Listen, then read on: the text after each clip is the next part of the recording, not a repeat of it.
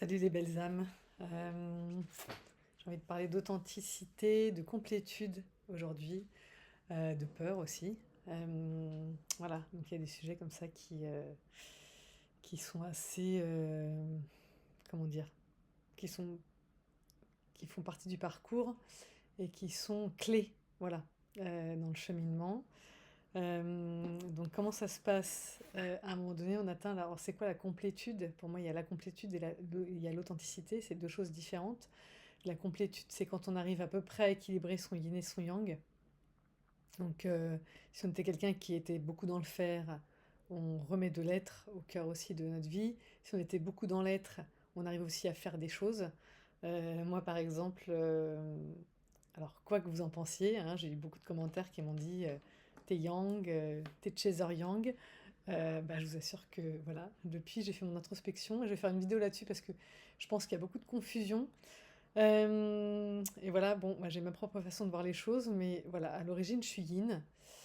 Et là, par exemple, en septembre, là, je suis amenée à faire des trucs très yang qui sont pas du tout ma tasse de thé habituellement.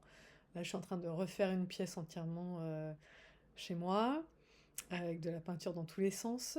Ça va, j'ai déjà fait. Par contre, il va falloir que je fasse un coffrage, que je pose des planches. J'ai jamais percé un trou dans un mur en fait. Moi j'ai planté des clous, oui, ça va, clac clac, et j'accroche un tableau, ok. Mais alors faire un trou à la perceuse, mettre le niveau à bulle pour que ce soit bien, bien droit et tout ça, sur un mur peint avec une couleur, je suis pas hyper sereine, voilà, c'est pas du tout mon truc. Habituellement je délègue à mes potes, j'appelle un copain, c'était mon ex qui le faisait, enfin bref, voilà, je me suis toujours démerdée pour qu'il y ait un mec qui le fasse à ma place. Et là, j'ai vraiment envie de le faire, mais c'est hyper nouveau pour moi quoi. Donc ça, ensuite je vais faire un chantier participatif pour faire de la terre-paille, des murs, de l'enduit, que sais-je, je m'en fiche. Pendant 4 jours, je suis corvéable à merci pour la personne qui a besoin de moi, une amie architecte. Donc voilà, je fais des trucs très yang, ça arrive comme ça quoi. J'avais déjà équilibré, mais à ce point-là, là ça fait beaucoup. Et en même temps, c'est assez kiffant de se dire qu'on devient autonome dans toutes les facettes de notre vie. Et c'est ça qui nous est demandé, hein. C'est ça la complétude, c'est de devenir vraiment autonome, de plus être dans la codépendance avec qui que ce soit. J'ai besoin d'un truc, je sais que j'ai les ressources en moi pour le faire.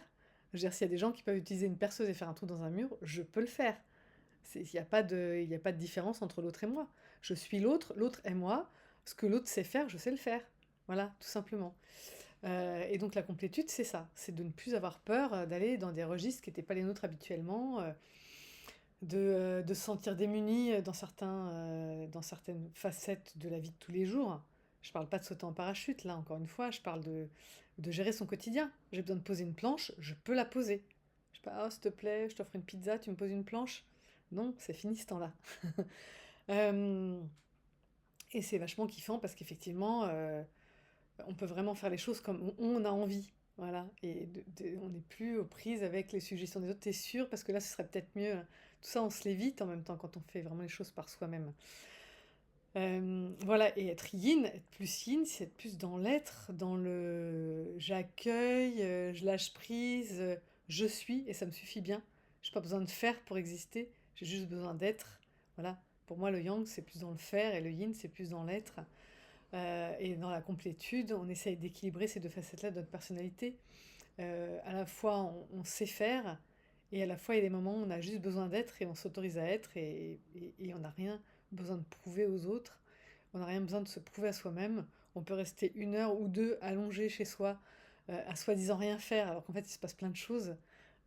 Moi, ça m'arrive de plus en plus, je suis là, je ressens des énergies de ouf dans mes mains, je reçois des enseignements, je sais pas trop, voilà, j'ai des guides autour de moi qui m'enseignent des trucs, j'ai noté des choses, enfin, je les digère avant de pouvoir les transmettre, qui sont assez incroyables. Donc, il se passe pas rien, mais il faut être cette espèce de...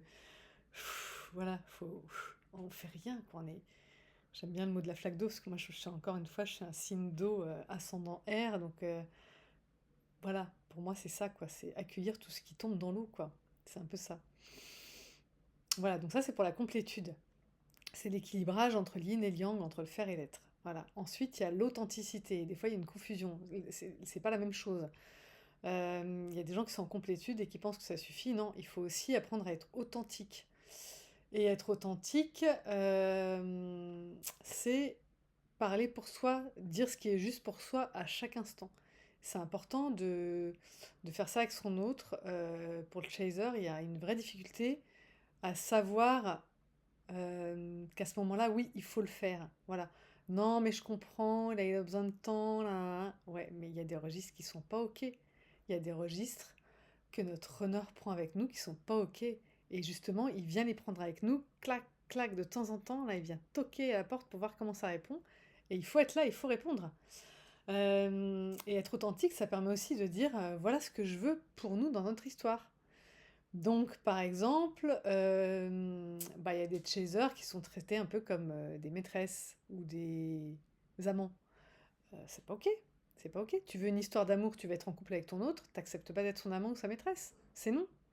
Donc, moi, je ne suis pas d'accord pour endosser ce rôle-là. En fait, moi, je veux être ta femme, ton homme, mais je veux pas être ta maîtresse ou ton amant, celui qu'on cache, celui qu'on voit entre midi et deux, celui à qui on dit qu'on vient, puis finalement on vient pas parce que tu comprends ma femme. Non, mais c'est pas ok. Donc, bah, c'est pas ok. Bon, pour moi, ce serait pas ok, mais voilà, c'est à chacun. Mais si c'est pas ok, c'est pas non, mais je comprends, c'est compliqué en ce moment, puis voilà, sa femme, son mari, ça va pas trop, non, on s'en fout de tout ça.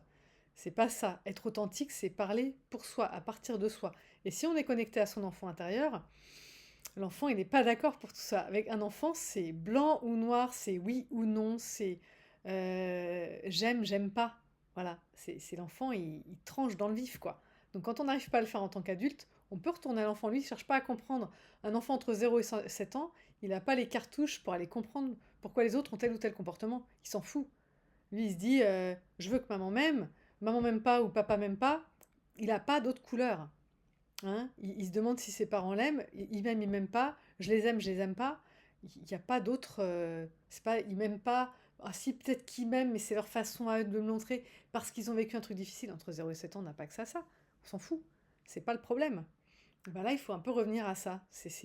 Du coup, les enfants sont authentiques grâce à ça, parce qu'ils se prennent pas la tête, ils sont pas tout le temps en train de se décentrer.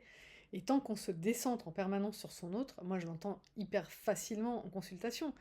Je veux dire, quand quelqu'un passe une demi-heure à me parler de son autre, je sais qu'il est décentré. Je sais qu'il y a un truc sur lequel il bosse pas. Quand on se décentre, c'est une façon de ne pas aller travailler sur soi, hein, sur ce qui coince encore. Je vois bien qu'il a besoin de temps, je vois bien que ci, je vois bien que ça. Ouais, pendant ce temps-là, tu bosses pas. Même si l'autre a besoin de temps, ça veut pas dire que nous, on peut pas continuer à travailler sur certains sujets. Il y a toujours des sujets, hein. Je veux dire, même quand on s'est pris la dernière porte et qu'on n'a plus besoin d'aller gratter, et surtout, ben, on n'a même plus, énergétiquement, on n'a plus envie d'y aller, enfin, on n'y va plus, quoi. Il n'y a plus rien à aller gratter, donc on ne va plus vers ça. Il n'y a plus de porte, il y a plus de porte à aller se prendre, en fait. C'est ça le truc. Et du coup, est-ce qu'on arrête pour autant de travailler? Non.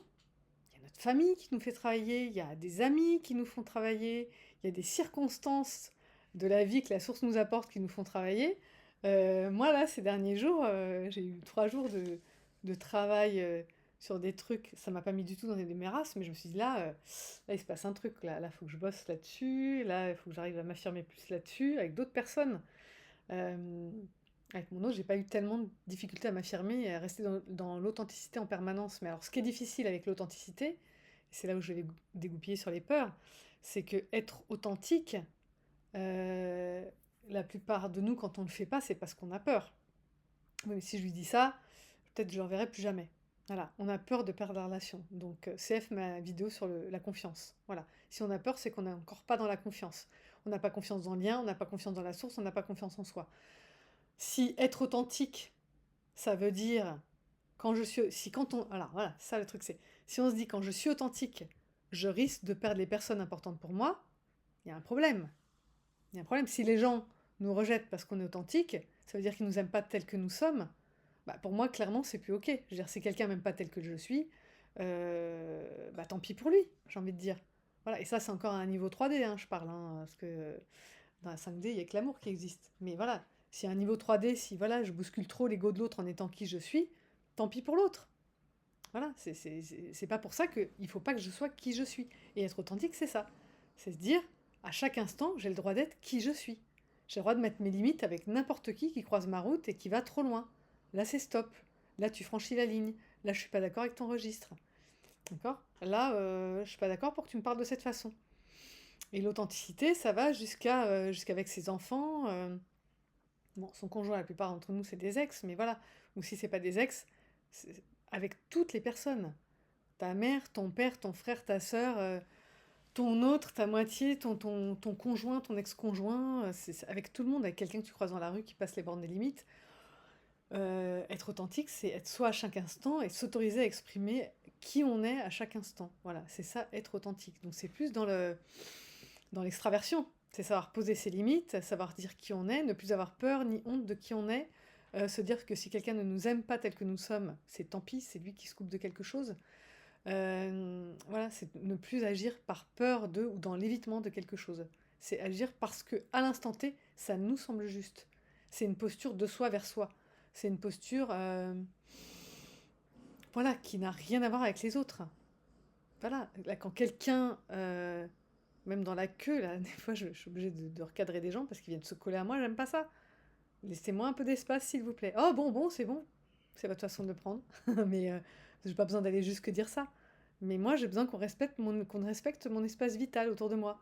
Covid, pas Covid, c'est pas le problème. Voilà. Il y a un cercle dans lequel je me sens bien, et quand quelqu'un est trop intrusif dans mon cercle, voilà, si ça me plaît pas, je peux le dire. Par exemple, si je pense que la note du supermarché est pas juste, je peux demander, et elle est peut-être juste, mais c'est pas grave. Ah, ça me paraît cher, faites voir. Ah ouais, si, c'est juste. Il n'y a pas de problème avec ça. J'ai plus de honte par rapport à ça. Avant, je pouvais me sentir, ah putain, là, quelle conne, pourquoi j'ai fait ça, la honte. Non, pas la honte. J'avais un doute, j'ai levé le doute, point barre, c'est juste un fait. Voilà, donc c'est ça. C'est ne plus rien laisser qui, qui, qui, qui nous ferait nous sentir mal, ou pas à notre place, ou pas approprié, ou pas ok, quoi. Voilà, on n'a plus à se sentir pas ok. Plus personne a ce pouvoir-là sur nous, en fait. Et à part peut-être nous-mêmes. Et encore, normalement, on n'en est plus là, quoi. Donc voilà, c'est ça. La différence pour moi entre complétude et authenticité, elle est là. Donc la complétude, c'est équilibrage yin-yang. Authenticité, c'est affirmation de soi dans toutes les circonstances de la vie. Je veux pas, là j'ai pas envie d'y aller, là ça me fait peur, ça j'aime pas, ça j'aime, ça je suis d'accord, ça je suis pas d'accord. Voilà, c'est parler pour soi, apprendre à s'exprimer, trouver sa voix, VOX, et la répandre, quoi. Voilà. Donc ça permet aussi aux autres de mieux nous connaître, de mieux nous cerner, de mieux se positionner. Il y a des gens à qui ça plaît pas, ils sortent de notre vie, et puis on peut les laisser faire, c'est pas grave.